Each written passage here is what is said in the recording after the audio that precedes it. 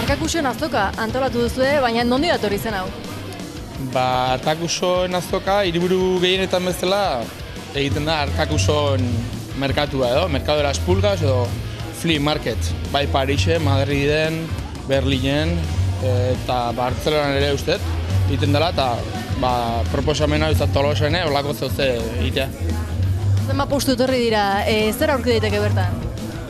Gauza, hainbat gauza ezberdin, edozein egia esan, etxean eduki ditzakezun edozein gauz. Bai kirol asuntoak, pitxiak, arropa, mendiko gauzak, denetikak.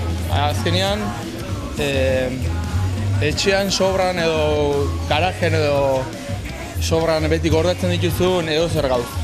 Eta postuak, aurrengo edizio honetan 7 postu izan ditugu. Ez da lehenengo aldia box elkarteak azoka bat antolatzen duena. Normalean jende desente animatzen da, gaurkoan eguraldi txarra tokatu zaizu, agian horrek ere eragingo dizu, ez?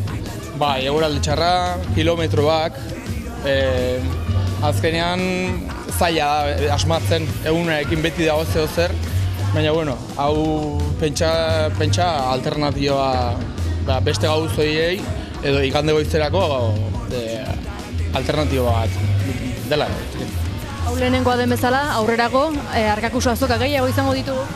Bai, gure proposamena da intentzioa da, hilean behin, hilebeteko aurrenengo astean, edo aurrenengo igandetan egitea. Eta intentzioekin haundiko agotzeko edo postu gehiago jartzeko. Postuak aipatu dituzula, edo nor jarri dezake bere postua bertan? Bai, hasiera batean 5 eurodun truke, nik uste dut prezio simbolikoa dela, bai postua jartzeagatik edo bosa laguntzeagatik eta edozeinek ekarri dezake edozein gauz eta postua prestatu. Hoi aldez aurretik abisetu beharko luke gu organizatzeko.